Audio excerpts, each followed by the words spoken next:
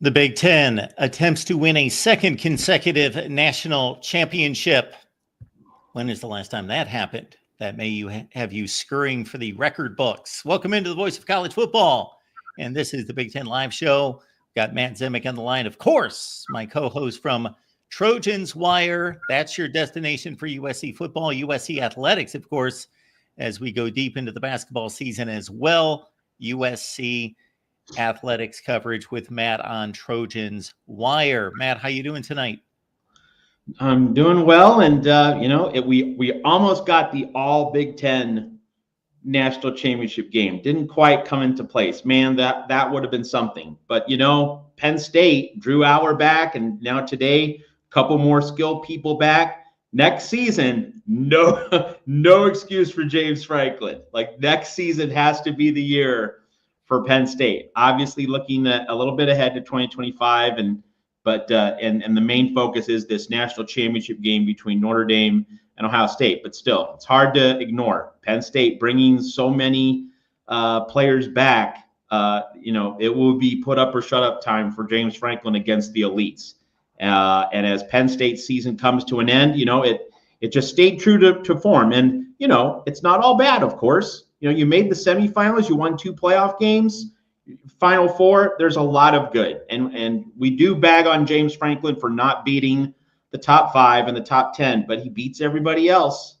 And in a sport as crazy and volatile and unpredictable as college football is, I need to. I'm not going to say I need to give James Franklin more credit, because I will admit I instantly, pounce on him when he doesn't beat Ohio State or Michigan or doesn't win a semifinal. But hey, he wins the games he's supposed to with great consistency, and he definitely deserves a lot of credit for that. But again, 2025, James, you're bringing the band back together, and the expectations will be rightly high in Happy Valley. So for me, concerning Penn State, and this is a Big Ten show, and we do know that Ohio State is, of course, playing a national championship game, so that's our focus during this hour. But there are some news and notes that are rather significant across the Big Ten. So on the James Franklin front, I will say this, that it was my thought going into the playoff that Penn State merely accomplished what they typically do, or have many times during James Franklin's era. The format changed. They didn't get any better, but the format changed, which ushered them into the playoff. However, we will understand that, number one, they did finish 11-1 in the regular season, as opposed to 10-2 had been the ceiling before that several times. 2016, 17, 19, 2021, 22. So anyway, there were several times, 23, several times at 10-2. So he broke through on that. Now you could say they didn't play Michigan, they didn't play Oregon, and that's the reason why. And that could be. But still, his best regular season at 11-1, advancing to a Big Ten championship game in the expanded field for the first time since 2016. And then also, although I considered those first 2 playoff games, okay, they are just meeting the mark that previous Penn State teams would have been expected to do, that they really needed to win that third game against an elite opponent. They technically didn't get it done. However, because of the Big Ten championship game appearance, because of the 11 regular season wins, and because that game went right down to the final play, I'm going to say this was a bit of a breakthrough for Penn State and puts them in good position going forward. And again, Drew Aller coming back next year, and a lot of key components. Kyron Hudson, a transfer coming in from USC, by the way, that we discussed a few weeks ago. What to me was surprising, not shocking, but surprising. We drew the difference between the Riley Leonard-led Notre Dame offense and the Drew Aller-led Penn State offense, and that Aller's the pro prospect, Riley's Leonard's the baller, the gym rat, just let's scrape together all that we can do, the runner, that it was Riley Leonard who had the superior passing game, and it was Drew Aller who had his struggles against the Notre Dame defense. Riley Leonard is kind of the 2024-25 update of Mark J. Barker, right? scrappy underdog, warrior leader, not going to wow you in terms of, the arm strength or the raw physical package or, what he's going to do in the NFL. But he's like that college gridiron warrior leader, who inspires the best from his teammates, lets his defense win games. Like this is Jay Barker, roughly a third of a century later. Few news and notes for all of you before we get to the massive matchup at the national championship game in Atlanta concerning the Big Ten, and Penn State related would be a guy that we discussed much this offseason past would be Tom Allen. So a second consecutive year that Penn State is scurrying for a defensive coordinator. Manny Diaz, of course, after one season in Happy Valley, moves on as head coach at Duke, and now Tom Allen plucked away as DC at Clemson, and that was made official today. And then Iowa's got a new quarterback in Mark Gronowski. A lot of great reports about how good he is out of South Dakota State in the FCS. I don't have a scouting report on him. I've never watched him play. I will say this, that Max Brosmer came to Minnesota out of FCS play, not considered to have the arm talent or the running ability, just being a very strong decision maker and leader that's going to do the right things with the football and protect the ball. Gronowski's supposed to be a much more imposing physical presence from an arm and footwork standpoint and running ability than Max Brosmer, who just turned in a pretty darn good season at Minnesota. So I would say Mark Gronowski looks to be the best Iowa quarterback we've seen since certainly Nate Stanley in 2019. All right, we got the call-in link. It's in the chat, folks. So Matt and I will take your calls. We're here for the next 45 or 50 to take your calls on anything Big Ten related. But of course, we do have a national championship game to contend with. So that will be the focus. And as you see on the screen, we've got a new recruiting channel. Please check out my work with Leanne Herring in particular, but anything related to recruiting and the transfer portal will be posted on that new channel. And you've got the link there in the chat. But once again, the call-in line is there, and I will post it again so it's convenient for everyone. Well, Matt, when you look at Notre Dame and Ohio State, I guess we can go huge, big picture, and then we'll work it down to the matchups of 2024-25. But it starts out as a mammoth historical matchup. I posted a video the other day where I looked at the matchup from a historical standpoint, all the Winsipedia numbers that you see for both of these schools, and they basically live in the top 4 of college football in every category: wins, winning percentage, major bowl games, NFL draft selections, number 1 picks, all of it. In addition to that, we looked at it from 1970 on, from 2000, the beginning of the 21st century on, and during the college football playoff era. Now, I would say when it comes to those 3 time frames, Notre Dame fans might want to cover their eyes when they watch my video because it's not real pretty in a comparison with Ohio State during the latter 55 years. But historically, let's start there because it doesn't get too much more of a blue bloodbath on Mercedes-Benz Stadium turf than these two getting together. The first thing that occurs to me, Mark, in terms of looking at Notre Dame and Ohio State in a larger historical context, this is an underplayed matchup.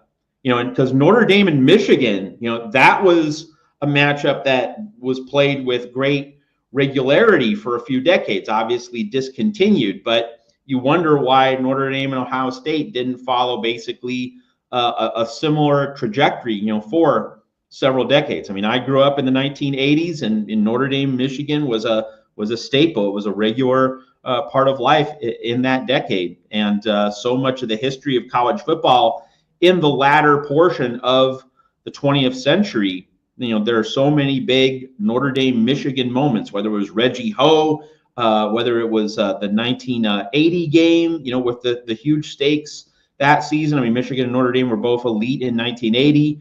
And Lou Holtz coming in and going up against Bo and then Lloyd Carr. and with Gary Moore sandwiched there in between. And you don't have that same continuity and that same large batch of encounters with Notre Dame and Ohio State. Of course, they had a very famous meeting in the mid 1930s. One of the more important, memorable games in college football history, and yet didn't really lead into something. That didn't really carry that particular matchup. The schools didn't feel it important to continue meeting with regularity on the gridiron. So that really spices things up. And it's not as though that Fiesta Bowl meeting in the mid 2000s is particularly resonant, because you had USC eclipsing Notre Dame at that point in time, and Notre Dame's bowl beatdowns. That was a recurring reality. It's really something the Irish had been dealing with for quite a long time, until Marcus Freeman came along. And this year, so cathartic for so many Notre Dame fans, because the reputation of folding like a tent in the postseason, that's over, or at least it certainly has stopped this year with what the Irish have been able to do. I mean, the Notre Dame fans that I interact with on social media, they all keep telling me, like, this is a game we haven't won for decades. This is a game that we so often would have lost, and this time we managed to pull through. So it really does feel like something new is happening at Notre Dame, and playing Ohio State. There's just something fitting about this, because again, this is a very underplayed matchup, given all the history, all the achievement, all the championships these programs have. And I think the final thing to say about this, Mark, is you've documented very consistently and in detail just how relentlessly consistent Ohio State has been, decade after decade after decade. Alabama's had its mountaintop periods. Like, Bama at its best has really just been the Death Star, choose your metaphor, like in a 6-7 year span. When Saban had it rolling, when the Bear had it rolling, Alabama was just overwhelmingly awesome. But in terms of 30-year chunks, in terms of 50-year chunks, in terms of 60, 70-year chunks, Ohio State has been the most consistent program in college football. And so you put Ohio State's decade after decade relentless excellence, you could say that, before there was Ohio State's decade by decade excellence, it was Notre Dame that was doing that in the 20s, in the 30s, in the 40s. Rockne, Leahy, carrying forth, from that 25-year period, from 1924 and the Four Horsemen through the late 40s under Leahy, that 25-year period, that was, the decade by decade elite excellence that you've seen from Ohio State under Woody, and then carrying forth, under Earl Bruce, John Cooper, the torch being passed, Jim Tressel, and now, Urban Meyer, Ryan Day. In many ways, if you look at the past 100 years of college football, Notre Dame was the decade by decade standard bearer for a good chunk of that time, and then it became Ohio State. So, like, in the big picture, a lot of history and some parallels between these two schools. As we take our first call, I'll cap it off by saying this: Ohio State leads the series 6-2. Notre Dame won those two matchups, as Matt pointed out, in 1935 and 36. It took 60 years for the two teams to get together. Ohio State won in 95 and 96 in top 10 matchups. They played in two Fiesta Bowls following the 05 season and the 15 season. Ohio State won both of those matchups. And then most recently, just here in 2022 and 23, in Columbus and South Bend, and Ohio State came out a winner, albeit by 1 second in the final matchup there in 2023. And a lot of those players, as we discussed, so check out the videos that we're posting on the Ohio State channel with Pat Murphy from Bucknuts 247 Sports. We discussed a lot of players on both sides of this matchup played in those two matchups most recently. But we got DeReal MVP checking in for us. DeReal, what's going on tonight? Nothing much. Congrats, Mark, on your team making the national championship. Matt, I've got a question specifically for you. If you were to attribute last season, since Michigan won the national championship, to Ohio State running this year, and you put in a pie chart, how would you deviate the percentages up? Okay, so last year, Michigan winning the national title was attributable how much to Ohio State faltering? Yeah, and basically? going all in this year and being in the position they are this year to where they're the clear favorites to win the national championship. Well, I mean, it's true that, what happened last year, Michigan winning it all, it definitely led to Ohio State making absolutely sure that it made robust investments in the portal.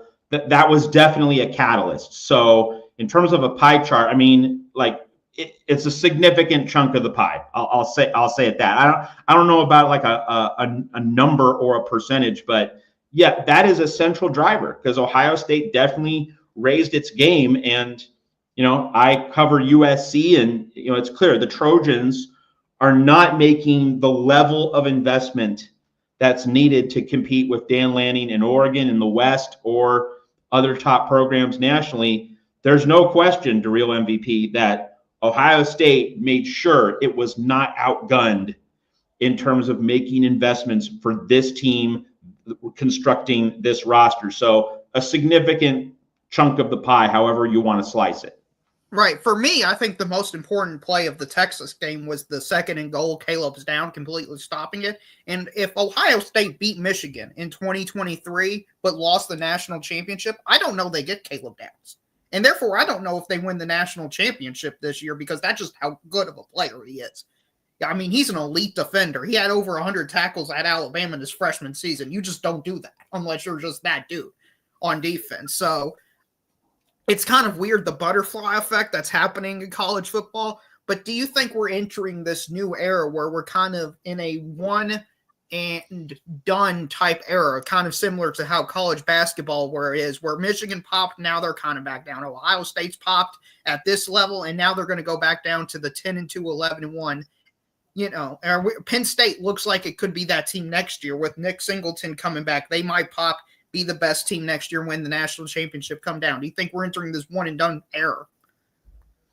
I think I sense what you're saying, and I generally agree with it, right? I think that we're in this situation where, yeah, you have a chance to be really great one year, and you might be good, solid other years. But yeah, in terms of like getting the brass ring, it's going to be where, the chance comes along once, and you better be ready to maximize it. And, like we saw this with Miami, Miami getting Cam Ward, like that's not going to happen every year. And that's why this year is a really big missed opportunity for Cristobal. They had the elite quarterback. They had their shot. They were up 21-0 against Syracuse. Could have had their chance to get into this playoff. And keep in mind, DeReal MVP and everyone else watching here at the Voice of College Football, we have a 7 seed against an 8 seed in the national championship game. And that really reinforces how poorly made this bracket was. And I don't know what the reforms to the playoff are going to be in future seasons, but if bracketing remains as awful in the future as it was this year, you're Penn State, you're a 6, and yet you get objectively a far better path than the 1 seed Oregon and the 2 seed Georgia. I mean, it does feed into your thesis, DeReal MVP, that if you just have that unique opportunity, you might get it one year, but you're not going to be on the same plane every year. And we were so used to Alabama and Clemson lording themselves over the sport in that period of time from 2015 through 2020 in particular. And then Clemson began to tail off. Saban still did a great job at Alabama last few years before he retired and rode off into the sunset. It was basically 2 teams, and then you had LSU 2019, a generationally great team. But basically, you went into every season thinking, is it Alabama and Clemson or the field?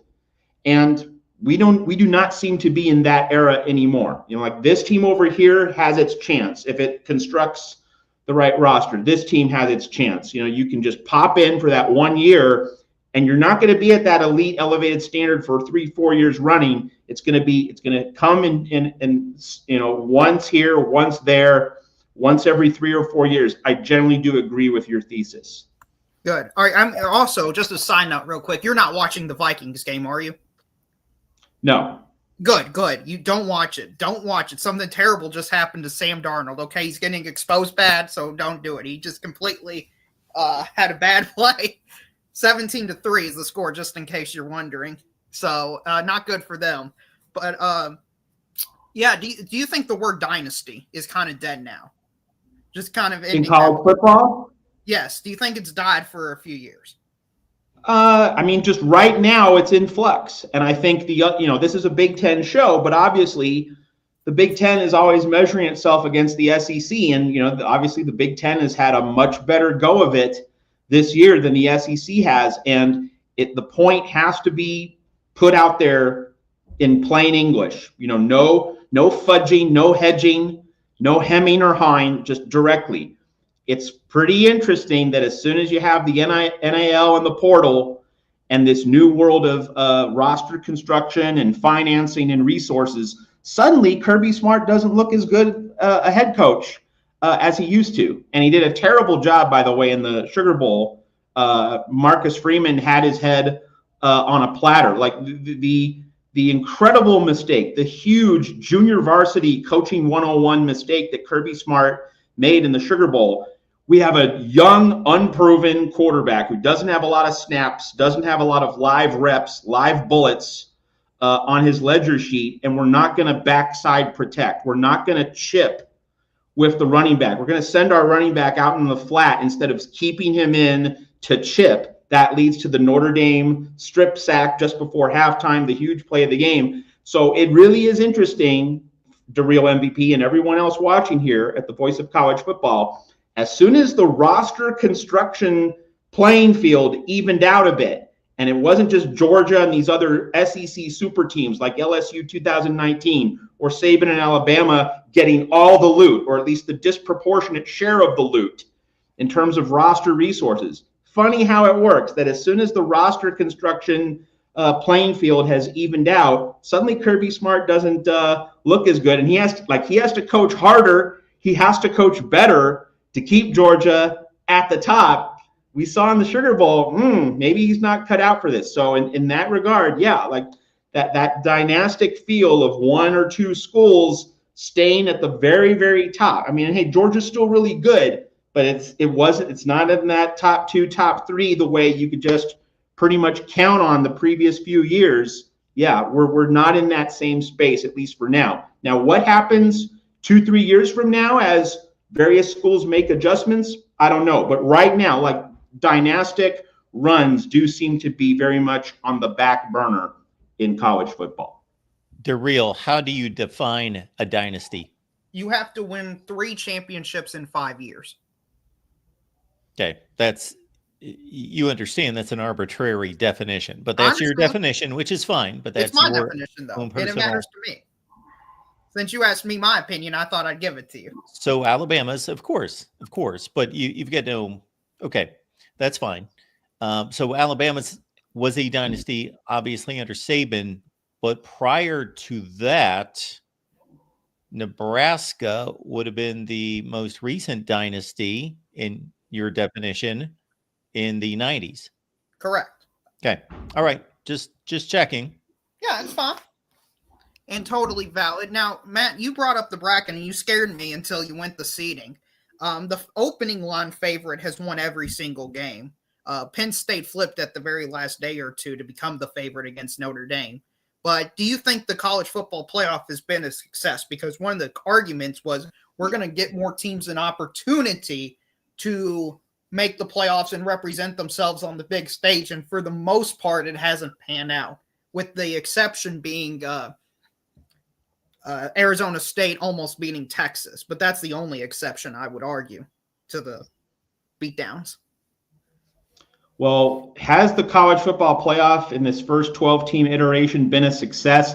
I mean, there are a lot of layers to the onion that need to be peeled away on that one. I think the most mature, immediate, condensed answer is it's a mixed bag. A lot of good, a lot of bad, but I will say this, like keeping it the way it is, not going to work. Like there need to be things done that will improve the product, make it better, make it more interesting. Like the worst thing that college football and its member conferences can do is say, there's nothing that needs to be changed. That's the worst thing that can be done. But for all the ways in which this system needs to be reformed, and I've talked about this with Mark on our previous Big Ten shows here at the Voice of College Football, there are many reforms that need to be implemented. But that said, more games and more proving ground moments, and keeping it just strictly within the Big Ten.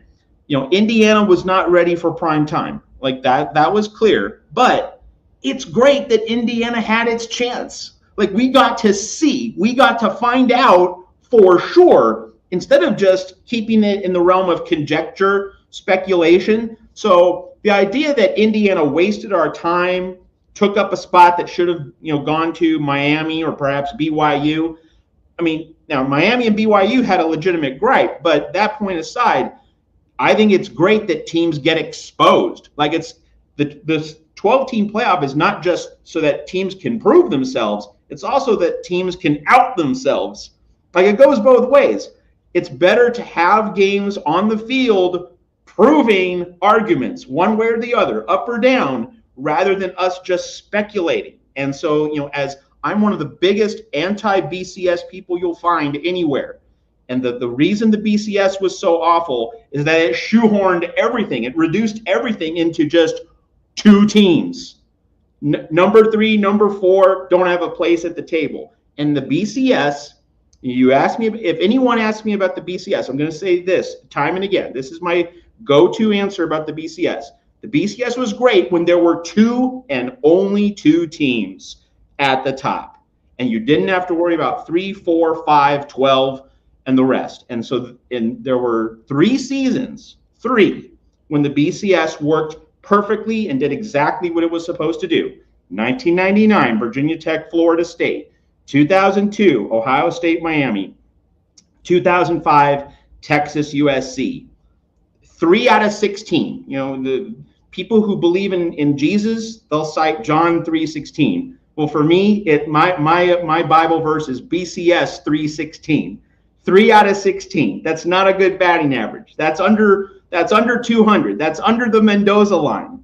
And so a system that went 3 out of 16 in terms of getting it right destroyed the traditional bowl setup. The BCS took, Big Ten, Pac-12 Rose Bowl, flushed it. You had Nebraska playing Miami in the Rose Bowl. You had Oklahoma playing Washington State in the Rose Bowl. And so the BCS put an end to the treasured era of college football where you threw oranges on the field if you were a Sooner or a Husker, or you threw sugar cubes on the field if you were in the SEC, or you threw cotton on the field if you were in the Southwest Conference. The BCS destroyed all of that great, cherished, long-enduring tradition so that it could just put 2 teams in one game. The 12-team playoff is a breath of fresh air compared to the BCS. And again, there are tons of flaws with this process, things that I've enumerated over the past several shows here at the Voice of College Football. And yes, reforms need to happen.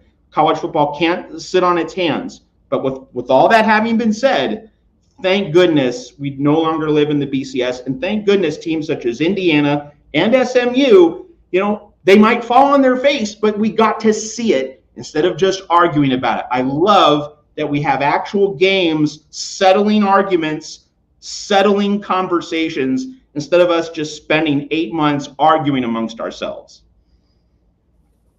Well, so you are a proponent of the 12-team playoff. That's interesting. Absolutely. I think the 12-team playoff perceptionally this year took a massive hit because of the blowouts in the first round in particular. From what I'm seeing, a lot of people are choosing 8 as the magic number or 16 because they just hate the concept of buys. And some people don't believe 12 teams can win a national championship. Meanwhile, 8 can. Well, Darrell MVP, I would just quickly say that's why the system needs reforming. Like you shouldn't be giving buys to conference champions. You should be giving buys to the best teams. And the conference champions, the benefit you should give to conference champions is a home game in the first round. That's what conference champions should get, but not a bye. Like we would all agree, right? Arizona State and Boise State, really good teams, deserve to be in the playoff, but they did not deserve byes and they did not deserve top 4 seeds. And that goes into bracketing, right? That a 7 versus an 8, and the 6 seed got a better bracket than the top 2 seeds. We got to fix that. You can't have the top 2 seeds getting an objectively more difficult bracket than a 6 seed. So that has to change, and that's why the 12-team playoff needs reform. DeReal, did you hear Matt's idea that he communicated on this show last week? Yeah, I thought it was a good idea. I was going to introduce the other idea I'm seeing float out there by Josh Payton. I know, Mark, you made a video attacking it. I saw Joe Clack today make the same idea, which means I'm concerned this idea that I think is stupid is actually going to be implemented, which is playoff or qualifying games.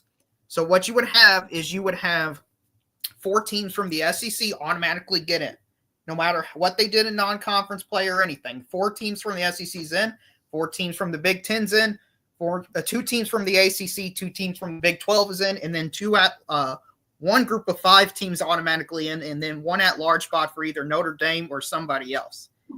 And then how to determine the seeding is you're going to have 1 play 4, and the winner of that game is the 1 seed in the SEC, and 2 is going to play 3. And that'll be the 2-3. And the same thing for the Big Ten. I've seen that idea floated around by 2 titans of the industry, and Josh Payton and Joe Klatt. I personally hate the idea of giving 4 auto bids to any conferences. I hate the auto bids in general, but I'm afraid that's the direction we're going. Yeah. I have a lot real of respect MVP. for Joe Klatt, but that's a stupid idea. Real MVP, just clarify this for me. Is this idea, as it's being presented by the pundits, like the SEC has 2 all SEC matchups in the first round of the playoff, or is this the week before the start of the 12-team playoff? It's the week before the start of the 12-team playoff. So basically, it would just determine seeding. So I think I misspoke about the idea itself. So I think I misspoke about the idea. That's my apologies. It gets confusing when you deal with this many teams. 3 plays 6 and 4 plays 5, and 1 and 2 are automatically. That's the idea. So you would have had Tennessee. Yeah, you would have had Tennessee play. Who would it be? In Alabama, and I think Ole Miss would have played South Carolina or something like that. And the winner of those games get in, and Texas and Georgia are automatically in. You're displaying for us one of the reasons why it's a bad idea. If a college football junkie like yourself has to think through it, you cannot sell this to the masses. They need to be able to understand what the hell's going on, and you need to present a decent, uncomplicated, unconvoluted playoff system to sell the sport. What's also frustrating about the system, and I hate it, is Indiana they're the number 4 or 3. They're the number 3 team in the Big Ten, but we all know they're not the number 3 team in the Big Ten. So why? Because the schedules are so unbalanced, it's unfair. So we're going to trust the conferences to select who's in the playoffs. Like, Matt, I was asking Mark about this. Who is the best team in the Big Ten? Is it Oregon or Ohio State? Well, Oregon had the best regular season. Ohio State it proved that it's the better, more talented team, but Oregon had the best regular season. So like, it's not like we're not going to argue that Oregon should have been seeded higher than Ohio State, right? Right. No, my point is, if you were to rank in conference versus conference debates, like Mark does it, Ohio State, if you just go by the conference standings, is a clear 4. They're 7-2, but they beat Indiana. They beat Penn State. They destroyed Oregon. So therefore, are they number 1? Well, not in the regular season, but certainly in the postseason. I mean, I'm not like, so, I mean, you're getting at if you were to play these qualifying games, how do you seed the various teams and you match them up? I assume that's what you're getting at. Yeah, that's my issue with it, is the unbalance within the conference schedule. It allows for a team that I don't believe has earned it. Yeah. Here, the real MVP, here's my idea, and I've mentioned this with Mark here at the Voice of College Football. if you have a clear-cut first place team in the conference standings in the regular season, that team should not play in the conference championship game, right? It won the conference. And again, you're asking teams to win at least 3, if not 4 games in the playoff to win the national championship. Why was Oregon being subjected to an extra game? These conference championship games need to be rethought. They need to be reevaluated. If you have an uncertain conference race, if you have 2 teams that are tied for the conference lead, and especially if they haven't played each other, if there's a head-to-head tiebreaker, like the top team should just, you're the conference champion, and that conference championship game, which still has the TV rights, it's still going to be played in Atlanta, Indianapolis, Charlotte, wherever, that conference championship game should be turned into a bubble game. So you're getting like that NCAA tournament flavor. And so in the SEC, where Texas was the first place team, and I know that Texas had an easier schedule, but still, Texas was first in the standings. Imagine having Alabama play Ole Miss in a SEC bubble game. You'd probably call it the SEC playoff game. You would get great TV numbers. The drama, the intrigue would be through the roof. That would have been better than having Georgia play Texas a second time. And so that's really the reform that should be made. And that's how you can also have, in the Big Ten, you mentioned Indiana had the soft schedule. Well, in the Big Ten, the perfect solution was to have just Oregon gets that weekend off, and you would have had Penn State play Indiana. And it would be a Big Ten playoff game. And again, Indiana fans might say, we could lose to Penn State and be knocked out of the playoff field. But you know what? You would have had your proving ground moment against Penn State. And the game would be in Indianapolis. I really don't think Indiana fans would have been upset with the idea of, hey, we get to play Penn State on national television, and if we lose, we're out of the playoff. Indiana would have had a proving ground moment. And I think that's the thing that would help the selection process, turning those conference championship games into bubble games when applicable. That would provide a robust, rich data point at the end of the season. It would help settle a lot of selection debates, so that's how this system can be reformed, such that, an Indiana team just can't skate by through 12 games, not playing elite opposition, or at least not beating elite opposition. Make Indiana play a 13th game. You don't make Oregon play a 13th game. That's just a common sense thing about why the conference championship game as a concept and as an entity, that needs to be really rethought in this 12-team college football playoff era. Yeah, I'm looking forward to talking about this all in the offseason, because this is good offseason discussion. And while I don't think there's a lot of coaching moves or big-time recruiting moves that have happened, I think the sport as a whole is in a more fragile state than they have been in years past. And I'm looking to go into more depth conversations about this going forward. Good talking to you, Mark and Matt, and congrats on the silver medal once again. The real MVP. Appreciate you being here and getting things started. It's a loaded question, Matt, when somebody asks, is the playoff a success? Of course, are we talking about revenue generated by TV ratings? Are we talking about the entertainment value of the games, the competitive nature of the games, whether the playoff structure itself makes sense? But as we take the next call, consider this, folks. While there have been greater teams in college football, certainly, than whomever will win this national championship, Ohio State with 2 losses, Notre Dame with 1, the line of great teams just in the last 10 years during the CFP era has been remarkable. The Clemson teams, the Alabama teams, the LSU team in 2019, the run that needs to be completed to win a national championship now, Ohio State, if they win the national title, will have defeated number 1, 3, 5, and 7, 4 of the top 7 teams in the country to win the national championship. Oregon 1, Texas 3, Notre Dame 5, Tennessee 7. And folks, those aren't the seedings, those are the rankings. And then if Notre Dame wins it, Georgia number 2, Penn State 4, Ohio State 6, Indiana 10, 4 of the top 10 teams in the nation. That is a gauntlet that nobody has ever had to face in the history of college football.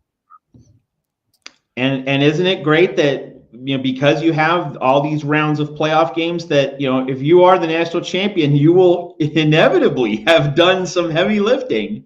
I mean, Penn State did have the softer draw in the first 2 rounds, but if Penn State had beaten Notre Dame and then had gone through, hypothetically, Ohio State, like we wouldn't be doubting that Penn State earned it. So like that's what the 12-team playoff is doing. And one of the general themes of college football over the past few decades and why it's been so frustrating until now is that so many great matchups, so many great possibilities have been just hypotheticals. They haven't been actualized. We never got to see Colorado play Georgia Tech in 1990. We never got to see Miami play Washington in 1991. Like, I really would have wanted to see that game. We never got to see TCU play Auburn in 2010. On and on. We didn't get to see Oklahoma State play LSU, or for that matter, Alabama in 2011. Isn't it great, folks? If you are a 12-team playoff skeptic, I really just have to get you to lock in and realize, isn't it great that games never played in college football history now get to be played? I mean, not 100%, but a lot more than what we used to. It's great that now the matchups that we wonder about, what if Colorado had played Georgia Tech, 35 years ago? We don't have to wonder anymore. Now these games get played, and we have to emphasize that. And to extend on that point and put it another way, consider this, folks. In the CFP era of the 14 playoff, we had 3 games to watch. And those 3 games were among generally the 4 best teams in the country, 4 of the top 5, something in that range. We now have 11 games played. We are watching a cross section of, if you would just list out the number of teams and the brands that are playing each other, it also extends to being able to get a real evaluation of these conferences as well. Just in the last 3 weeks, we've seen Ohio State play Tennessee, and we've seen Georgia play Notre Dame, and we could go on and on with the cross-sectional matchups that has been expanded exponentially. All right, we'll take our next call for the Big Ten Live Show right here at the Voice of College Football. Christopher, what's going on? Hey, Mark. How are you? Can you hear me okay? I noticed on that last call, I couldn't hear myself when I listened to the replay. I checked your audio, and I cranked it as high as could be because there were a few people in the chat that commented. Well, I don't know. There's nothing I can do on my end. So Scream. No, I'm just kidding. Go ahead, Chris. You're fine. I almost want to. Not only do I disagree with you, Matt, I think you're so far off. I mean, we can't see. The BCS worked, in my opinion, every year. And I don't want to turn this into a BCS argument, but I don't think adding even one more game would have helped that. I think we had the right teams. Now, there was one season, I'll be fair. In 2004, just in my opinion, I don't run anything. I think the right matchup would have been actually Auburn and Oklahoma, and then keep the traditional bowl pairings. USC, Michigan, I guess, and then I don't know who would have played Utah if they'd have, maybe Texas. It doesn't really matter to me. But to say that it didn't work, or 3 out of 16 or whatever, I mean, I just don't think that's fair. I mean, I don't want to get on you because other people have that same opinion, and I don't, to me, it's kind of a moot point, but to say it only worked 3 out of 16, I think that's so, and that's not even close to being fair. And you mentioned, what was it, 2010? Texas Christian, in my opinion, didn't qualify to the title game, and that was a good, we had a good pairing between Auburn and Oregon. I don't really know how we could have asked for a better, There's a key phrase, not to interrupt, Chris, but I will briefly. There's a key phrase in something you just stated, comma, in my opinion, comma, rest of statement. In your opinion. Yeah, exactly. That's how we're going to determine national championship games. No. Okay. I don't. Mark, I wish you'd give me a little bit more credit for what I've done. That's right. I don't know that anybody on the planet has actually studied this as hard as I have. And that's not because I think I'm very smart. It's just that I've gotten it down to a science. And as far as Oregon didn't need to play a 13th game? Well, why not? I don't even see where that even comes into play. And not only that, I can simplify this whole thing for you if you really want me to. It's now become double elimination, which means every team that lost twice is out, in my opinion. Now, you might think that that's to kid Ohio State. It isn't, because I think Ohio State was unfairly denied a chance to beat Oregon the first time. And I think I stated that when it happened. It's not me. I don't revise history to kind of suit the situation. I remember calling Mark and telling Mark, maybe that day, I don't remember, telling Mark, look at that play. Did Will Howard get down, and did that play, was there time left? Everything I talked about, the only thing that didn't happen. Let's not digress into the weeds, Chris. Let's go back to your format suggestion and why you believe the BCS worked, and that you have done more research and are the. I don't know that it really has anything to do with me. I think it worked. I think, Georgia Tech, Colorado. Are you kidding me? That's the perfect example of a season that worked out perfectly, in my opinion. Georgia Tech won at the coaches poll, and Colorado won the Associated Press. That's what's supposed to happen. Well, we had a team that won the national championship that officially lost a game and tied a game.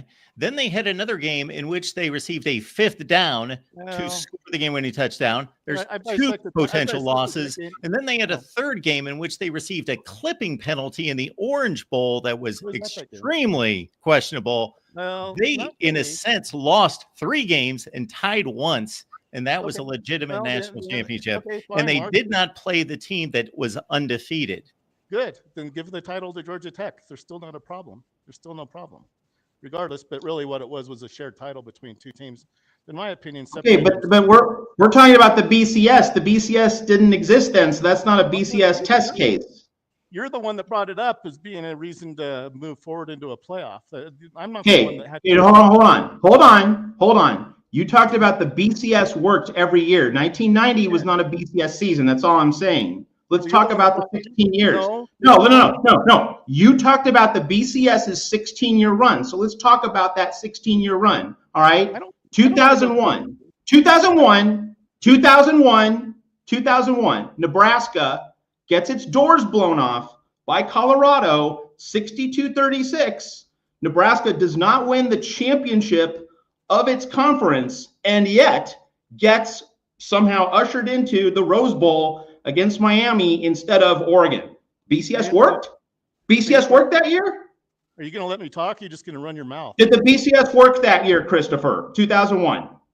Yeah, a consensus national champion, Miami, Florida. It sure did. What about Nebraska? I'm talking about Nebraska. Should Nebraska have been in that Rose Bowl? I didn't put them in there. The BCS did. That's what we're litigating. The BCS. It worked out perfectly. Nebraska over Oregon, 2001. You think that worked? It worked out perfectly. We had a consensus national champion. Hell yeah. Sure as hell did. Okay. That's your argument. Sense, Chris.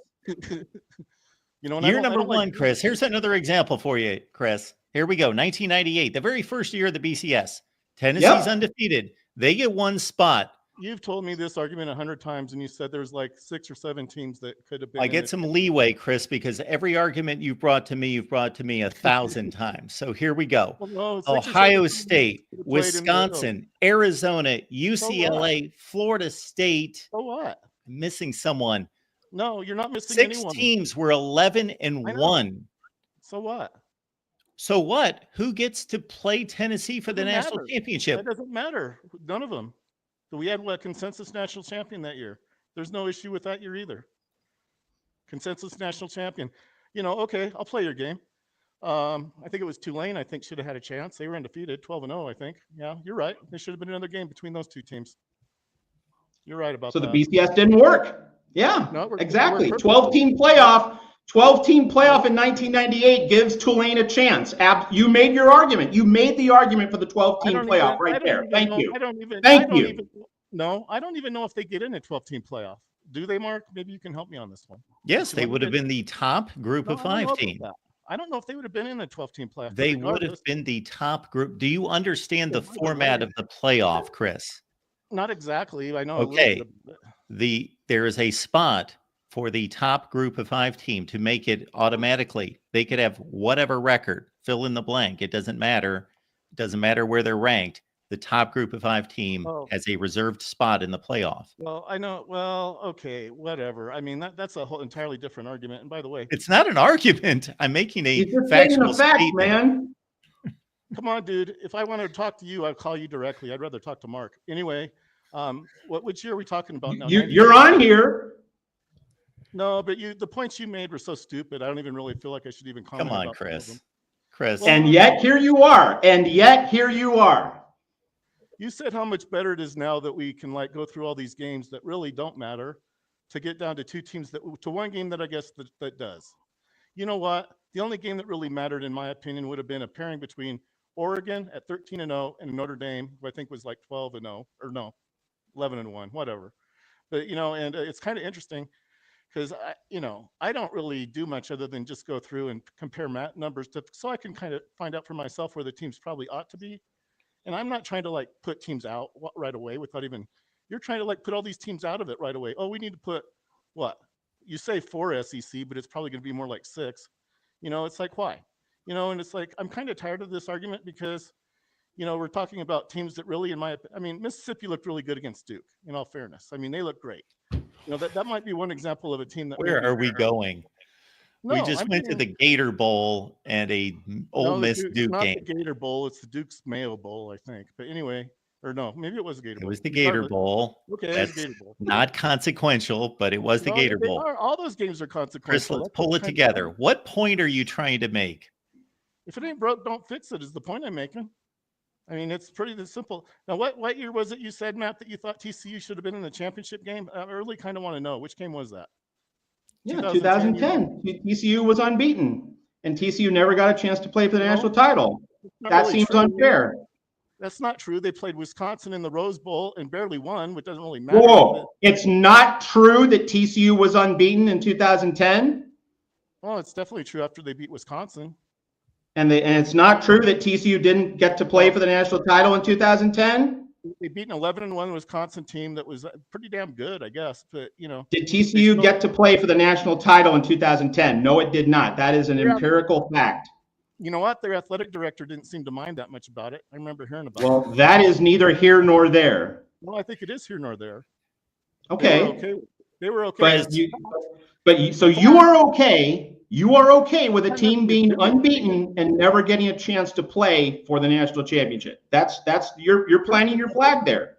No, a person might argue that. Yes, you are. No, you are. Empirically, ipso facto. You might want to ask them whether they really care or not about it. Chris, 2004 national championship game. Who should have been in the game? You only have one game. It's your system. One game. Who gets to play in that game? I don't make those decisions. You want to know who I think should have been in it? I already said it was Oklahoma and Auburn. I would have put, not because I really care, but because they were the 2 teams with the best record. Yeah, that's not. USC had the best record too. What about them? I don't even want to talk to you, Matt. You don't even know what the fuck you're talking about. Why did you call in? Why did you call in to a show where I'm on? Okay, because Chris. You need to read a book or something. Give me a call another night, Chris. All right. The 2 teams with maybe next time just call in when it's just Mark, okay? No, that's not true. You're spreading lies. Well, you say you don't want to talk to me, and yet here you are. I don't. The 2 teams with the best record. And yet here you are. Here you are. You're throwing USC in there when USC doesn't belong in there. I don't want to hang up on you, so please say good night. I don't want to hang up on you either. You're not going to let me talk? Okay, fine. Whatever. Okay. Go take your meds. All right. Okay. Wow. When it gets to the point of we're just stating things that are, factually untrue, then you don't have an argument and you can't discuss or debate.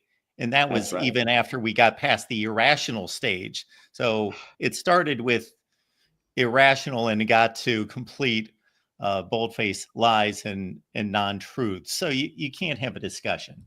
It would be one thing if we were having a conversation and debate on who is the greatest quarterback of all time, and somebody said, okay, Matt and I are arguing Tom Brady, and the caller's argument was Brian Sipe. Okay, that's a ludicrous conversation, but at least he plays quarterback. Okay, but if he called in and said Mean Joe Green is the greatest quarterback of all, then we would be like, we can't even have a discussion. So that's kind of where we went from and then to.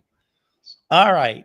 There is a national championship game in 2024-25 coming up on Monday night, Ohio State, Notre Dame. And of course, our buddy David Greenshield is invested. There we go. Gentlemen, I'm going to try to bring a little bit of levity to the conversation after your last guest.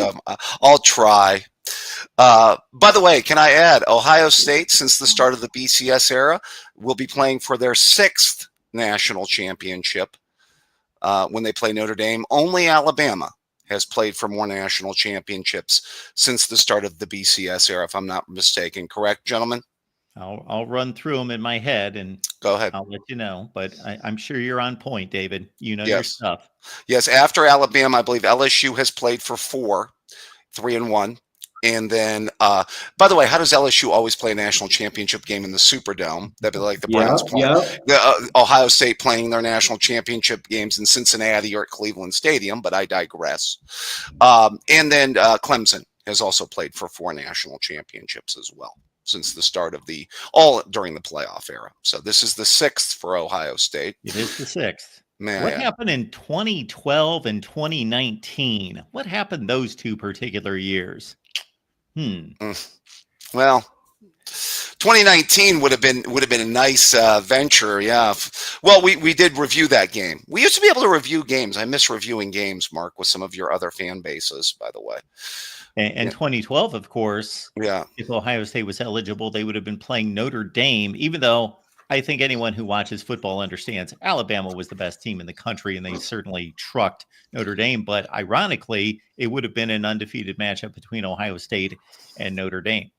Yes, unfortunately, No, go ahead, man. I'm sorry. Just gonna say, Ohio State playing that 2011 Gator Bowl against Florida, one of the dumbest decisions ever. By the way, Gene Smith made did no favors to the Ohio State fan base by making that decision. By the way, no favors with that decision. Now, I will know what Mark knows, which I agree. The true national championship game probably that year was interesting enough. Georgia and Alabama in the SEC title game, which was probably the true title game that year. Toughest loss of Mark Richt's career, by the way, probably that year. Closest he got to a title in Georgia. Absolutely. All right. With it being a Big Ten show, I did want to bring up the Big Ten subject here, gentlemen.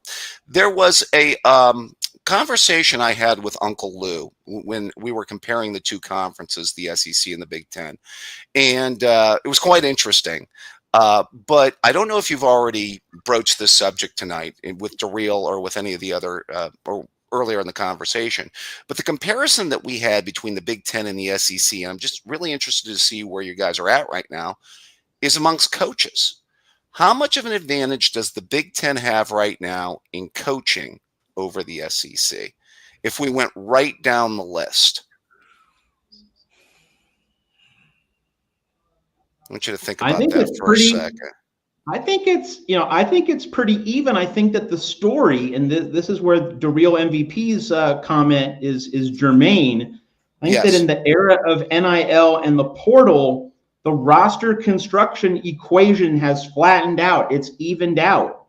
I mean, like, there's no dispute that, 2019 LSU, 2021 Georgia, those were walking NFL combines, all-time NFL draft hauls at those schools. And of course, the Saban machine at Alabama.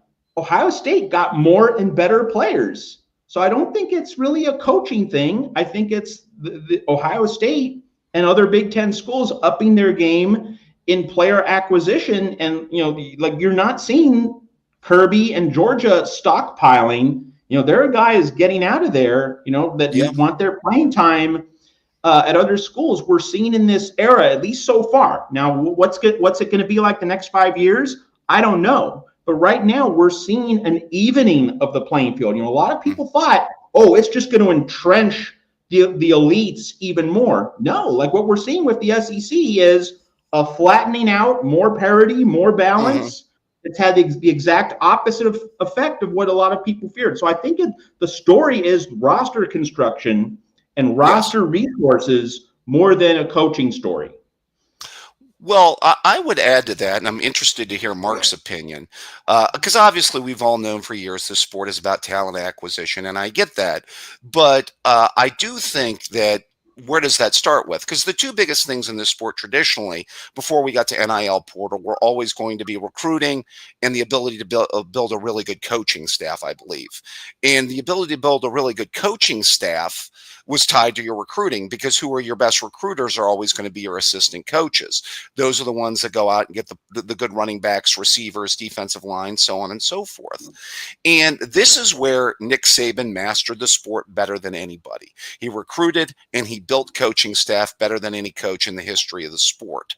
And the amazing thing with him is he was always able to replenish his staff to a certain extent. Now, some Alabama fans didn't like Bill O'Brien as their offensive coordinator there for a period of time, but he could find a Kiffin or he could find a Sark.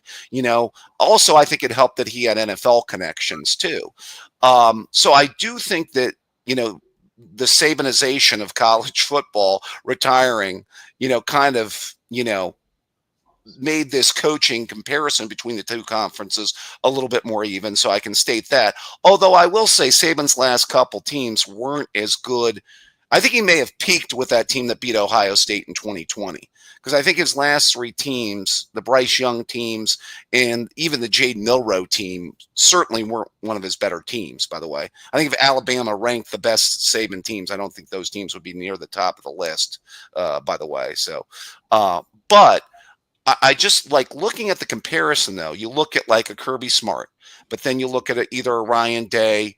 You look at, possibly, people criticize James Franklin, but is James Franklin that worse of a coach than, let's say, Heupel or Lane Kiffin or, some of these DeBoer or some of these other coaches in the SEC? I mean, and then Dan Lanning, I know what happened in the Rose Bowl, but I still think Dan Lanning has got, certainly Oregon heading in the right direction. Matt, we're going to have to see about your guy. I mean, this could be it for Lincoln this year, but is USC going to come to the party? The TTUN fan base is talking about wanting to fire Sharon Moore in the middle of the season. Don't forget that, by the way. I guess all of a sudden he became a genius because, Ohio State had a bad game plan and Larry Ellison's wife decided to go buy a quarterback. But, now he's a genius. So I digress. And I still think that's a wait and see there. But when you look at the landscape, Mark, I'm interested to hear your opinion. How do you see the comparison between the two conferences? Well, I see the SEC coaching roster much deeper than you apparently do. Okay. I see Kirby Smart, who may not be the best coach in the conference. He's just the most accomplished. I don't know that he's the best coach, but he certainly has to be given that ranking. Okay. There's nothing wrong with Josh Heupel, Lane Kiffin, Brian Kelly, who's obviously not in a good place right now, and not delivering the goods. But I think most people in the sport aren't necessarily going to turn their backs on Brian Kelly immediately. He was considered a top 10 coach in the sport entering the season. Mike Elko's an excellent coach. Venables look what he's doing at Missouri. But Venables is on the hot seat, Mark. I do like, but I think Matt somebody has to lose the game, so somebody's always going to be on the hot seat in every conference. We could go conference to conference every off season because somebody loses the games. Well, as you up the ante, let me try and up the ante a little bit. I think Brett Bielema is a good coach. I actually think Matt Rule is a good coach. I think there are some other good coaches in the Big Ten outside of Ryan Day, Lanning, and even James Franklin. If you want to say Franklin is the third best coach in the conference. I think there's Signetti, who I haven't even gotten to, although I have said let's take a wait and see approach to Signetti next year. So, that's 5 or 6 coaches I just named right there, Mark. Oh, absolutely. I'm not saying that the Big Ten doesn't have better coaches or doesn't have a deep roster as well. I'm combating what you stated. Okay. I just don't think that there's much of a difference. We'd have to sit here and nitpick all day. Okay. About Clark Lee just led Vandy to a 7-6 season.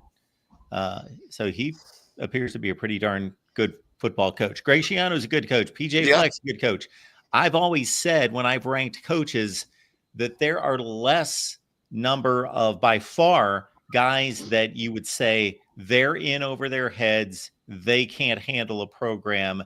They've shown that. Than guys that just lose games because there's so much competition. I think about 75 to 80% of the guys, especially in those two leagues, are really good coaches. Okay. I mean, I just think that maybe it's closer than it's been, in like a while. I do. Jonathan Smith. What's that? I think Jonathan Smith's a really good coach. Yeah, I think Jonathan Smith's a good coach too. I mean, you make a good point with Schiano. I agree with that. I do think DeBoer will eventually do a good job at Alabama. I think he needs some recruiting classes and needs to get the right quarterback in there, because I think we both agreed he wants a drop back quarterback like he had with Penix. He doesn't want the dual threat Milroe type. So, and plus it's always going to be tough to follow the GOAT. That was going to be, an unenviable task for any coach. But I think coaching, and then did you guys already get to just how much the collectives, the NIL is swaying this though? Matt, I know that you mentioned about talent acquisition, but I mean, with the money base. Oh, by the way, I did forget in the SEC, I should mention Sark. I forgot to mention Sark. Sark is a very good coach too, by the way. So maybe that does kind of help things for the SEC, but just guys, your thoughts on that kind of the money maybe swaying things with these rosters and talent acquisition? Well, you listen to Michigan's contingent, and they think they're going to take over the world. Now, that remains to be seen, but they say that their coffers are deeper than anyone's. So we will just have to wait and see. This is uncharted territory in regards to that, and in how much NIL money is going to have to be summoned by these various programs once there's a official revenue distribution coming from the media rights. Right. It's supposed to be something like $22 million per roster. Matt? That's a really good point, that more schools are going to have more money as a result of these television deals, and when we consider just the nature of the transfer portal, right, related to NIL, but still, somewhat separate in terms of, there's the NIL is about the money, but the transfer portal is about playing time. I'm going to go someplace where I'm going to be able to play, where I won't have a camp battle. And so, like that is one of the key moving parts in terms of the landscape regarding roster construction, is that guys want to go where they can play, not where they're just going to sit on the bench. And that is contributing to, again, what I see as a leveling effect, where it's not just Kirby and Saban. Obviously Saban's retired, but it's not just a couple SEC Goliaths getting, the bulk of the talent. It's being more spread around, that we're like having a 2019 LSU, having a 2021 Georgia, with 14, 15 NFL draft picks. It's not going to be as easy to replicate that sort of thing. The talent's being more diffusely spread around. And so that, to me, more than coaching, is what's readjusting the balance of power in college football nationally. Well, I would say this about the NIL. I do think into the money buys you happiness thing. By the way, my second favorite baseball team is the New York Mets. That's proof that money buys has bought them no happiness, by the way. They still have something called Bobby Bonilla Day there. So if you want to talk about money flushed down the toilet, there's the perfect example of money flushed down the toilet. But I would say that, I mean, you only have to look back to what Saban said to Jimbo Fisher. What did he say to Fisher? He said, you bought a recruiting class a couple of years ago, and how did that work out for Texas A&M? And that was, money, down the toilet. I would also add that I do think something is coming. I don't think it can be the wild, wild west for forever with the NIL. I do think you're either going to look at basically either the players could be employees. Are we looking at a union down the road? Northwestern tried that a couple of years ago, and that got shot down. So, I mean, the rubber's going to meet the road here eventually. They just can't let this go, the way it's going. and I do think change is a coming. Because like I said, if we're going to be the NFL junior, the NFL still has contracts. They still have agents, although I guess they have agents now. I mean, do you guys see this coming within the short term, or is this going to take long term before we get anything on this? I mean, we do have a new Congress and a new government. So I don't know how much things are going to work from that side. So I don't really have a really strong sense of where this is all going. I would think that you would gain control of this to a degree by, again, there is going to be official payment to the players starting in the 2025-26 school year. Okay. And then you can limit the transfer portal. And I don't know that you were going in that direction, but I know that comes at the angst of most fans that these players are, the NFL has the perfect model because you have the continuity and the stability of maintaining most of your roster, which most fans like because they like the attachment to the players, but you still have the intrigue and the excitement of the roughly 10% that can be free agents. And so you keep that news cycle flowing and that optimism going among the fan bases. And it's the perfect formula, just like most things the NFL. Yeah. Mark, are you there? Did Mark freeze there on us for a second? Might have. Yeah, we might have. Mark may have frozen there for a second. Yeah, I just think I believe I'm back. Yeah, I think you're back there, Mark. So I don't know who was here and who wasn't here. But basically, I was just pointing out that the NFL model, again, is the preeminent one and is the one that makes total sense. So the NFL is either good at everything or lucky or both, but everything they do turns to gold. But in college football, everybody can be a free agent. And that's just not good for anyone involved, even the players to a certain extent. And therefore, once they sign on the dotted line, that scholarship and enroll in class, they should sign a contract. And whether that's a 1 year, 2 year, 3 year deal that would tie them to the university. I don't even, after all this internet issue, I don't remember what your original question was. Well, it's just that when do you eventually see the constraints coming, and in what form do you see them coming in, Mark? What I can't answer is the constraints of NIL. Okay. Because there's a salary cap in the NFL, the NBA, because of the obvious. They're running a business, so they can implement a cap because they can say to run a legitimate business, a sound business model is to give 60% salary to the players. So if our revenue goes up by $30 million this year, then they get the additional increase if it goes down, and it fluctuates, and we can maintain our business model because we know how much it costs to operate the league, to do X, to do Y, and to do Z. But NIL is completely an outside source giving to the players, and there's nothing against the law of somebody writing a check for $1 billion to give to a player. And I'm for the players getting compensated, but there's a structure to everything. If they're going to be compensated, we all have contracts, agreements, things of that nature. This is the lay of the land, no matter if you are in employment of anybody. No, think about this. Yeah. Pick your favorite NFL player. If he receives just an inordinate number of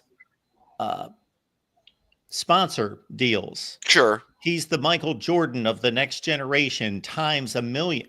Like, there's nothing to put a cap on that. Well, yeah, but remember, Mark, this has gone from NIL, which was name, image, and likeness for making money off of video games or sales of like jerseys and things of that nature, to where this is flipped to something different than that. We're past that.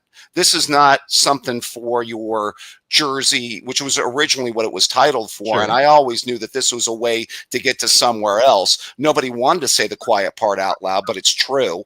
So we've already gotten to the point to where basically this is players getting paid for services on the field, just like an NFL player would get paid for being an NFL player. A college player is getting compensated for being a college player and rushing for 1,000 yards and catching 70 some passes. And in the NFL, you have incentive-laden contracts, by the way, built around things like this, by the way. So, like I said, if you want to open up Pandora's box and go down this road, don't just dip your foot in the pool. Let's go ahead and take a swim here. And if you're going to do it right and do it with some kind of a structure. And we're not there yet. That's what I'm saying. And that's the problem. And I'm obviously I'm not in the minority with this. A lot of people are saying this. And I'm for the compensation. It's just that this has been done half-ass. Even the people that support this know this has been done half-ass. All right. Yeah. Well, we are way over. Sorry about time. That. No, you're fine, David. No, I did want to make one last point about 12. Okay. About the. I'm sorry, Mark. Go ahead. Go right ahead, David. Just the last point about the playoff, real quick. I find it interesting. 5 of the 6 games this week in the NFL, it could be blowouts, by the way. It looks like the Rams are blowing out the Vikings right now. People complain about the college blowouts and the expansion of the blowouts. I think that people just need to realize that college football is a blowout sport, and there's just too many mismatches anyway. You know what I mean? But I do wonder if it's gonna help in the long run. But you think we do eventually get to 14 or 16 here within the next few years? Do you think if we took the average score differential during this year's NFL playoffs and compared it to the college playoffs, that it would be that much different? Well, I mean, what do we got? I mean, we've had a couple 2-touchdown games, a 3-touchdown game, and but traditionally the NFL is not like that. Over the last 25 years, Mark, I think 62% of the games have been decided by 7 points or less. You can't say that about college football, by the way. Yeah, but we've never had a 12-team college football playoff. Right, but in the 4-team era, we had 6 or 7 close games, and we've never had a 12-team playoff in this era. Right. We have to see how it plays out over the course of years, and maybe with us getting closer and closer, hopefully we get closer games. But all right, David, we appreciate you being here. Always a pleasure, gentlemen. Enjoy the show. Thank you. All right. Well, Matt, it appears, even though we've got 2 callers coming in here, that at 75 minutes, that we maybe should take a page from the Michigan channel or from what we used to do on the USC channel and go super chats for the next hour. So we could do that down the road, folks. We do appreciate you being here at the Voice of College Football for the Big Ten Live show, and we would like you to check out, of course, Trojans Wire with Matt. What is going on there this week? Well, like USC watched one of its former players transfer to Notre Dame, Elijah Hughes. So, it's not really a buffet of great news for USC. And so, like women's basketball is 16-1, top 5, 6-0 in the Big Ten. Like that's really what I'm focused on right now at Trojans Wire, just in terms of my coverage of USC athletics. But, one thing of note for USC football, there were a lot of rumors about Jaden Mayava, quarterback, potentially going to Miami. Well, the whole Carson Beck story, that slammed that door shut. So one would think, at least for now, Jaden Mayava not going anywhere, staying at USC. But he has yet to enter the transfer portal? Has not entered, but there was a ton of speculation about a week, 10 days ago that it might happen. And I know that Tim Prangley had on his USC call-in show, talked about that. So it seems as though things are quieting down now, but, who knows what's going to happen in the spring portal, right? So still a lot of intrigue left. Folks, all I can say here at the Voice of College Football is we are going to provide as much content as is humanly possible toward this national championship game. I've already had a conversation with Pat Murphy from Bucknuts on 247 Sports. That's over on the Ohio State channel. We've got our Buckeye show coming up at 11 a.m. Eastern time on Thursday. We've just done an hour with Matt Semick, actually 75 minutes, and we will have so much more than that. Brian Driscoll, Irish Breakdown, and I get together on Wednesday night. So we will do our best. And again, I've just posted 2 videos with matchups, Ohio State, Notre Dame historically, and Ohio State, Notre Dame common opponents. Of course, there were 3, Indiana, Purdue, and Penn State. So check out those videos. Matt, we couldn't do this without you. We appreciate always great to be on, and of course, always great to be on, Mark. And of course, next Monday, no Big Ten live show because we're all going to be watching the Notre Dame Ohio State National Championship game. So good call. Programming reminder. Yes, we will keep you updated. So just please subscribe, hit the bell for the notifications to know when we go live, and keep updated with the schedule right here at the Voice of College Football.